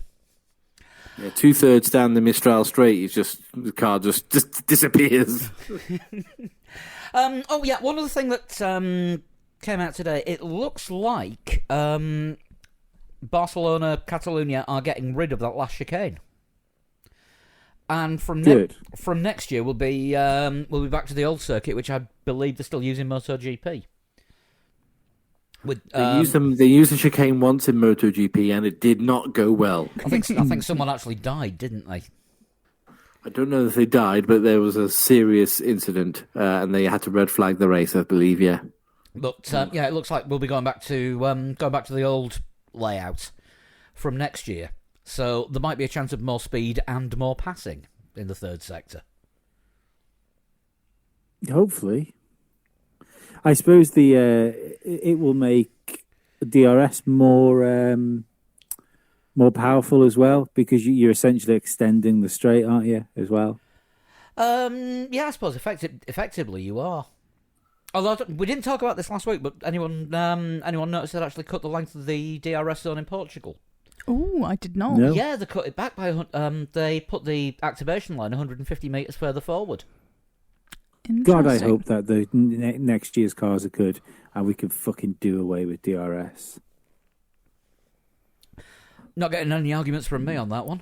Yeah, no, it will be around. Faff. It will be around, won't it, for next year at least? Mm-hmm. But we hopefully, as I said, everyone believes and hopes that the cars can follow really closely, like they did in the 80s and then early 90s. None of this stupid turbulent air rubbish, and just if that's the case, then we just need to bin DRS off, I think, because there's no need for it if you can remain close, because that's what it's there for. It's not an overtake, is it? It's to get close enough to overtake. Yeah. But it's kind of gone out the other side. Right, I put a tweet out at the weekend after the race saying we should do something about a mailbag, because we've been talking about it for ages and never doing it. But we've had quite a few emails. One especially from Pete, a.k.a. Captain Chaos, just throwing back to last week's Total Shunt. He sent a photo in. He was right next to the ramp when Evel Knievel did his jump over the buses at Wembley. Oh, cool! Like on the day. Yeah, he was actually there. He's actually got a picture just before he jumped, but you can't find it at the moment. If he does send it through and with his permission, I'd like to share that with everyone. That'd be cool. Because that would be really good. A lot of people asking pretty much the same question. What could Red Bull have done to win Max the race? Should they have pitted him? I think we covered that, and it's really no, isn't it? Yeah, short of hoping for the safety car that didn't happen, I don't see how they did anything else. Best case scenario, I think, for Red Bull would have been to have pitted, in hindsight, to pit Max Verstappen maybe a lap or two before Hamilton made his second stop. Mm-hmm. But even then, like Max said at the end of the race, the Mercedes just has so much more grip and pace on. Eventually, that pass was going to happen. It didn't matter what they did. Yeah. To be honest, if they'd have pitted him 2 laps before Hamilton, I think with the way that the tyres were dropping off, it'd have been fighting to stay in second. I think they could have given 15. They could have brought him in and stuck him on the softs, and give him 15 laps or so to try and catch Hamilton on soft tyres. That's the only because he was something like over 2 seconds a lap faster, wasn't he? When during the race when they stuck the soft tyres on him to get the fastest lap. Yeah, because he got a 2:18 and Hamilton was doing 2:20s. Yeah. So if they'd have done that earlier, he'd have still finished second, and they'd have had a chance at trying to win the race. But it's all ifs and buts, isn't it? Mm-hmm. But Yeah. I feel what they did was nothing, and they could have done something. Yeah, it's a tricky one. Just let's see how many people said that. John, I hope I'm pronouncing this right. Noud, Noud. Definitely a Verstappen fan because his email address finishes .nl. Right, interesting question. I don't know if we've noticed one. This may be one for Scarbs from Martin Ward. I was watching as usual, and there seems to be a deflection of the Mercedes front wing to flatten out on the straight. Is it me, or is it a clever way to reduce drag? Clever way to reduce drag. Hamilton said the same thing about Red Bull's rear wing, didn't he? Which Red Bull have instantly come out and defended, saying it's passed all its tests. Yeah, As I'm sure the Mercedes one has. Yes. But yeah, they do flex a bit, don't they? They all have a little bit of give. Yeah, I mean this was the thing a few years ago, a couple of years back, with our Red Bull's wings too flexy, and a literal weird flex, bro. gnarly. Surely it's Red Bull. But I think designs like that are going to be written into it just by dint of any slight aero advantage you can get, still within the rules or within the borderline of the rules. Because they do full weight, or what appears to be full weight tests on the wings, just to make sure they don't flex too much. Mm-hmm. Yeah. But I mean, it's very hard to accurately simulate a car going at full speed when it's static or even in a wind tunnel. Let's have a look. What else have we got?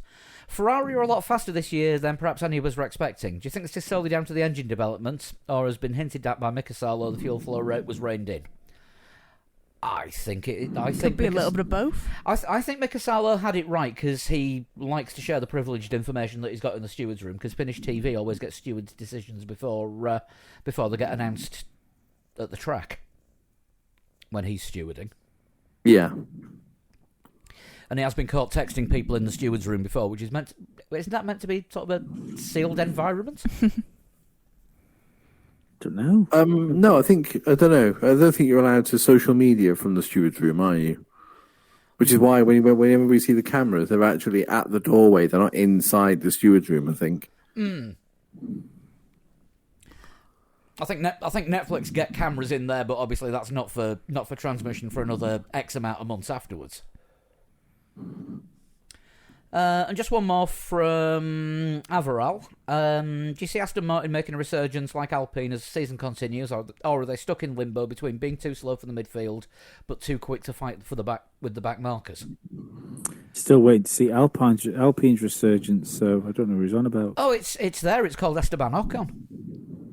Could be, but like I wouldn't call it a resurgence. He's just doing well in the car.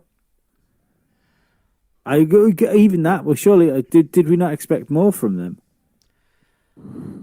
From Alpine or Aston Martin? Both, to be perfectly honest. Well, we expected something from Aston Martin at least. Yeah. Yeah, I can see Aston Martin essentially writing it off, to be honest, if they don't start picking up soon, because we think already they've started working on 2022, hence they copied a car last year, so it would seem odd for them to invest a load of time and resources to making a pretty shitty car a little bit better and risk throwing away next year's car. Yeah, every chance. Actually, there is one last one from long-time listener and iRacer Mark Audley. Max clearly has speed, but do you think being overtaken by Paul on iRacing has affected him this season? I think it's been a Absolutely huge 100%. psychological blow to him, yeah. Who's breathing heavily down the mic, by Someone the is way? breathing. No idea. They've stopped. Which means it might be me. It sounded very windy. I think it might have been you, Chris. Oh. Yeah, I moved the mic away from my face. Sorry. That'll probably do it. Apologies for that. Yeah, but I think it's really dented his confidence this season, being overtaken by me. It's because you overtook him and then immediately spun out in front of him, so he's like, what the fuck is this? And now he's just unsure of everything. Yeah, every time he gets near another car, he doesn't know if they're going to go or not. I have ruined Formula One this season, for which I would like to apologise. I feel Sean didn't have to bring up that last bit. Just wanted to give the whole facts. Yeah, all right, I overtook him and then promptly binned it because I was jumping up and down in my chair saying, my God, I've just overtaken Max Verstappen. There, we're done. Total shunt time. It is. Right. Oh, by the way, before we do that, if you want to send in any questions to the show, email 3legs4wheels@gmail.com. Is that 3 and 4 as a digit? 3 and 4 are numbers, just like the name of the podcast. This one was sent in by fellow drummer James Hackett. Right, so you've only got 4 questions because that's as far as you guys can count. I think you're fine with doing it in 16/7. I was born Yes. Yes. in 1954. Interesting. Right. Okay. I started racing karts at the age of 12. Fairly average for the time, I think. Yeah. I won the Superstock English Stock Car Championship at the age of 16. Oh, okay. Someone like, what's his name? Barry, your man. Can't remember his second name. But yeah, okay. I'd like a guess. That was 3 clues. We needed That to is guess, 3 weren't we? clues. Oh, yeah. Barry. Christ, what's his name? McGuigan. No, Probably not Barry not McGuigan. He was an Irish boxer. I'm guessing you're not going for Barry Sheen? No, this guy, he was a proper Cockney guy, and he was amazing in stock car races to the point where he took part in stock car races, and against seasoned professional drivers who made it to Formula One, like James Hunt and people like that. He take part in stock car races at Brands Hatch and beat them. Do you know what? I'm gonna throw Derek Warwick out there. Oh. Because he had a pretty long stock car career and was having a chat with someone who visits his garage quite regularly because he's got a garage on Jersey. And we were talking about him, and I looked him up because I didn't know what he'd done outside Formula One, and I'm pretty sure that he used to race stock cars quite a bit. And the age sounds about right. Well, that sounds reasonable. Okay, go Derek Warwick then. And yeah. I'm not sort of deliberately going out my way to tread on your toes, but at least I've got a surname on my answer. It's very Yes, true. correct. I've It's only got a very first true. name. Apart from Barry Christ. Barry the Cockney. Barry Christ. His name's not Barry Christ.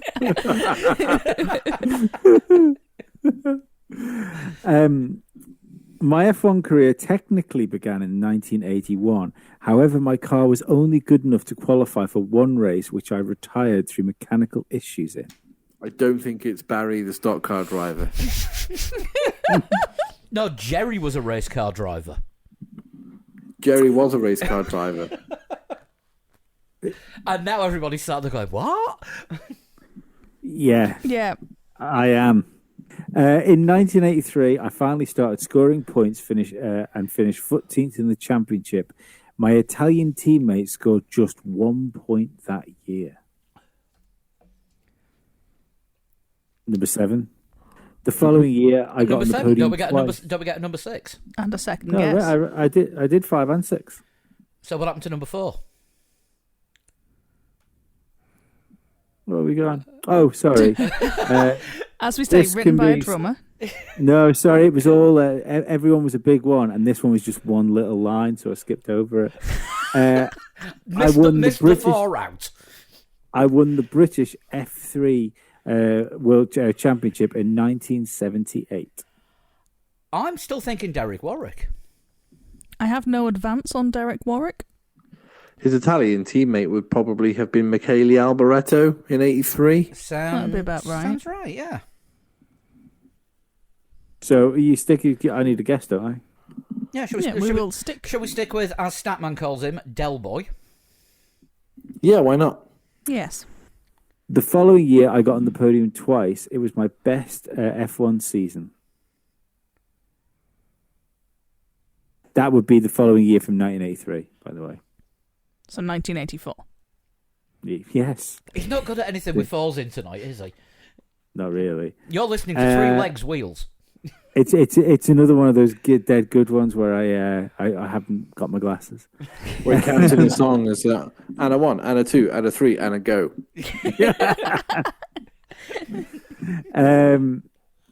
Where's the clue gone? This is going really well. It is. So I'm back now, but I'm back. I can't remember names, and Lee hasn't got any questions. They're big clues, unfortunately. I don't like big clues. I was on course to win 2 races in 1989. I lost both times through no fault of my own. For somebody to be in Formula One that long, it can only be Derek Warwick Yeah. Number 9. or Nigel Mansell. An F1 driver. I was an F1 driver steward for a number of races, including the race where Mark Webber did a backflip. Derek Warwick, I think, still. Yeah. It wouldn't be Mansell, because I think Mansell had a year better than 1984. Yes, he did, yeah. Yes. If we're perfectly honest, the race that he was in the steward's room for could have either been Monaco, where Webber did a backflip, or Valencia. Very true. Yes. Yes. Yeah, yes. Or Korea, where he did a sideways backflip after hitting the barrier. Or Nürburgring, where Mark Webber also did an actual backflip whilst driving a Mercedes. My brother was also a racer and was killed during the 5th round of the 1991 British Formula 2 Championship. And that clue goes on for fucking ages, and it's all you're getting. Are you Derek Warwick? I am Derek Warwick. Well done. Fantastic. This was Well done, good. Paul. You smashed that. Yeah, got it First early. clue. In fact, I don't think we've had a total shunt where the first guess has come up, been right, and you've just stuck with it all the way through with no other guesses. Aside from Barry. That's the first. Apart from Barry Christ. Yeah. Do you know what? I'm Googling him because I can't remember his name. Do you know what? I think that is now this week's podcast. Barry Christ. Yeah. How long have we been doing total shunts on the podcast for? Oh, hang on. I've got it on a Google Doc somewhere. I mean, we're talking years, aren't we? Oh God, yeah. I think you've just invented something. I think you've just invented the total shunt Grand Slam. Excellent. There we go. Let's have a look. Where's the shunt list? We started. I mean, obviously we haven't done one on every show. No. But the first total shunt was on episode 89, and this is episode 287. Wow. So you got in just under the 200 mark with the first ever Grand Slam. I've got. But I'm not the first one to do it. Does Sean count? Has he done? No, because there was still other guesses. He must have done that before. But if no, because you've always talked about it and brought other people up at the same time. This is the first time we've had one person that you've stuck with all the way through without essentially burning two clues. Yeah, the guy I was thinking of was Barry Lee. Does anybody remember the driving force? The what? That wasn't weird at all. No, your cable fell out of it. We got Barry Lee. Does anybody remember the Ing Force? The Driving Force TV show, Annika Rice TV show. Oh, No. God, vaguely. I do not. Vaguely. Yeah. I remember Annika Rice jumping out of a helicopter now and again, but I don't know why. That was something. That was Challenge Annika. We don't talk about that. That was Treasure. It was Treasure Hunt. Was it? Yes. Anyway, Derek Bell, Nigel Mansell, Tony Pond, Murray Walker, Rowan Atkinson, and Malcolm McDonald all took part in Driving Force, which apparently he was one of the presenters for as well. He's been racing for over 60 years. Definitely a career resurrection. Goes with the surname. Yeah. How do you send in a total shunt? You can send me a private message on Twitter or on Instagram, and you can find me by looking for @ATotalShunt. And like I say, if you got the email address, threelegsbowwheels@gmail.com. You can send in any further reserve list and any questions. Get us on the socials at Three Legs Four Wheels on Facebook, Twitter, and Instagram. And individually on Twitter, we all are. At Sean Cowper. Flood 21. And at Pablo100. Usual plug for the Patreon show now, if you haven't already signed up to that. From $1, £1 or €1 a month, you get early access to the show and occasional extra shows when we get the chance to record them. And you can go to patreon.com/threelegs4wheels. I think that's about it for this week, isn't it? I think so. I think it is. Right, I'm going to go build a tribute website to Barry Christ. Well, he has his own website, barrylee.co.uk, and he's not a Cockney. He's from Cambridgeshire, apparently. Who the fuck is Barry Christ? And there's this week's title. I'm just going to Google Barry Christ and see what happens. I imagine a very confused Google. Oh, it's I'm going to give a quick plug as well for Hot Lap, my solo podcast that I put out on the Monday to try and help people stop having to listen to WTF1. If I'm honest, so if you don't fancy listening to them and you want to listen to me while you're waiting to listen to us, then look for the Hot Lap F1 show on all the podcast things. The title for this week's one was the greatest podcast title I've ever thought of Until tonight. I'm gonna still keep this, to be perfectly honest. Lewis Payella's On the Pressure was a fucking title. Very nice. I like that. It was definitely a title. That is a good one. Also, if you're looking for something else to do on a Monday night from 2 weeks' time, it's the new series of My Dad Wrote a Porno. Listen to that, it's really funny.